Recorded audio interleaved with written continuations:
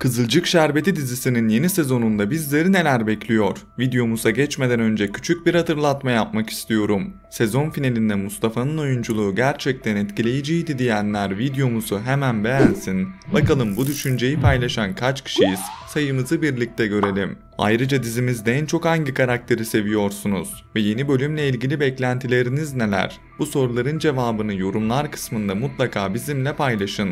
Birlikte tartışalım. Hazırsanız lafı daha fazla uzatmadan detaylı analiz videomuza geçiyoruz.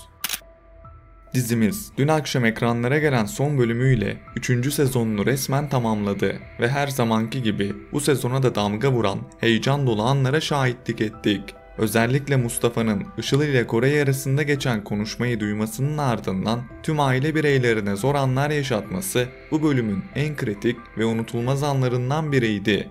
Herkesten tek tek adeta planlı bir şekilde intikam alması olayların seyrini tamamen değiştirdi. Şimdi izleyiciler olarak hepimizin kafasında tek bir soru var. Yeni sezonda neler olacak? Kimler yola devam edecek? Kimlerle vedalaşacağız? İlk olarak herkesin büyük bir merakla beklediği o son sahneyle başlamak istiyorum. Final sahnesinde Mustafa, babası Abdullah'la son derece tehlikeli bir oyuna girişti. Sahne ilerledikçe tansiyon daha da yükseldi. Abdullah'ı bir süre konuştuktan sonra es geçtiği anda ekran birdenbire karardı ve ardından silah sesiyle birlikte emanet patladı. Bu sahnede Abdullah'ın vurulduğunu açıkçası düşünmüyorum. Büyük ihtimalle ya Mustafa kendini vurdu ya da bir başkası. Örneğin bir aile bireyi ya da beklenmedik bir karakter. Son anda Mustafa'nın önüne atlayarak kurşunun boşa gitmesini sağladı. Bu konuda siz ne düşünüyorsunuz? Yorumlar kısmında fikirlerinizi bizimle paylaşmanız gerçekten çok değerli. Şimdi bu sahnenin olası devamında neler olabileceğine bakalım. Mustafa'nın Koray'ı vurması, Işıl dışında tüm gerçekleri bilen tek kişinin hayatını kaybetmesine neden olacak gibi görünüyor. Bu gelişmeyle birlikte Işıl'ın hikayesinin artık yavaş yavaş sonlanacağını ve karakterin diziden vedasının gerçekleşeceğini düşünüyorum. Çünkü uzun süredir izleyicilerden gelen tepkiler doğrultusunda Işıl'ın hikayesinin artık tatmin edici bulunmadığını ve olayların gerçek yüzünün ortaya çıkmasının istendiğini görüyoruz. Abdullah'ın Işıl'a karşı duyduğu sevgi oldukça büyük. Ancak yaşanacak gelişmeler sonrası özellikle Pembe'nin yaşadığı trajedide Işıl'ın parmağı olduğunun ortaya çıkmasıyla Abdullah da bu sevgiyi bir kenara bırakmak zorunda kalacak ve yaşadığı bu yıkım sürecini aşmaya çalışacak. Mustafa cephesine gelirsek, onun ya bu sezon finaliyle birlikte diziye veda ettiğini göreceğiz ya da yeni sezonun en azından ilk birkaç bölümünde bir akıl hastanesinde olduğunu izleyeceğiz. Bu süreçte bir zaman atlaması yaşanması da oldukça olası.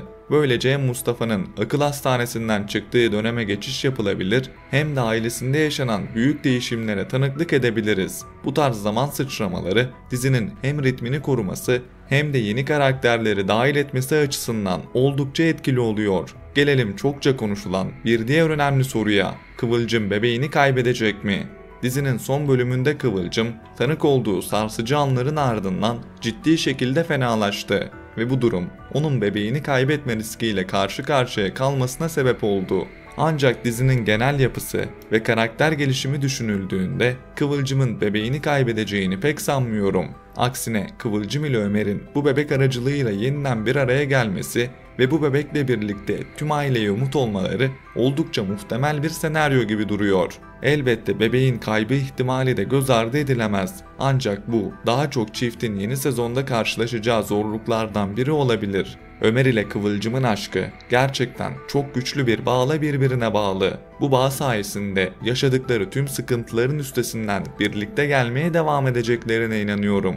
Diğer taraftan Metehan'ın vedasını da bu bölümle birlikte net bir şekilde görmüş olduk. Yaşadığı travmatik olaylar ve ortamın yarattığı baskı onu yurt dışına gitme fikrine yönlendirebilir. Bu da yeni sezonda Metehan karakterini ekranlarda görmeyeceğimiz anlamına geliyor.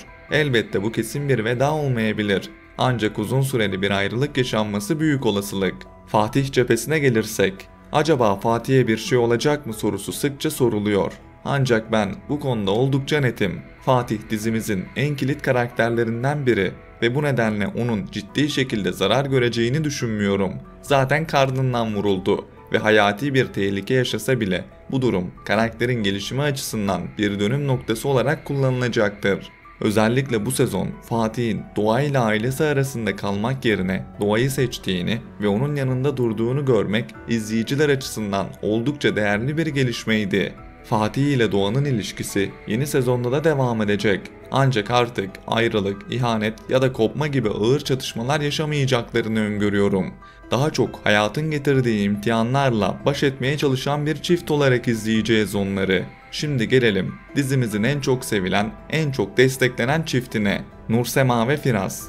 Bu ikili her şeye rağmen birbirlerine sımsıkı tutunmayı başardılar. Firaz uzun süre boyunca Nursema için büyük fedakarlıklar yaptı. Ancak artık çabalarının boşa gittiğini düşünmeye başlamıştı. Tam da bu noktada Nursema devreye girdi ve eşini bırakmayarak onun yanında durdu.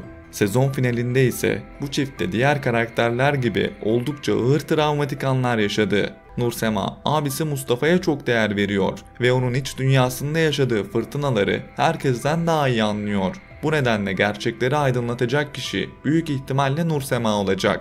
Çünkü Mustafa ne söylerse söylesin diğer aile bireyleri tarafından ciddiye alınmayacak. Ancak Nursema'nın konuşması herkese etkileyebilir. Firaz bu süreçte eşine destek olmaya devam edecek olsa da annesi Asude Hanım'la ilgili sorunlar da bir hayli büyüyecek. Asude Hanım, Ünal ailesinden ve özellikle Nursema'dan hiç hoşlanmıyor. Bu hoşnutsuzluğunun bazı haklı nedenleri de olabilir elbette. Sezon finalinde abisini arayıp yardım istemesi, bu ailenin hikayesinin yeni sezonda daha da genişleyeceğinin işareti. Bu noktada daha önceki analiz videolarımda bahsettiğim bir ihtimali tekrar gündeme getirmek istiyorum. Abdullah ve Asude arasında gelişecek olası bir yakınlaşma.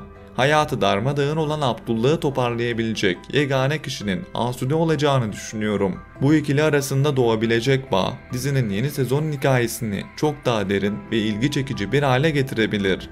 Yeni sezonda bazı karakterlerle vedalaşacağımız kesin gibi görünüyor. Ancak bu boşlukları dolduracak yeni karakterlerin diziye dahil olması da çok muhtemel.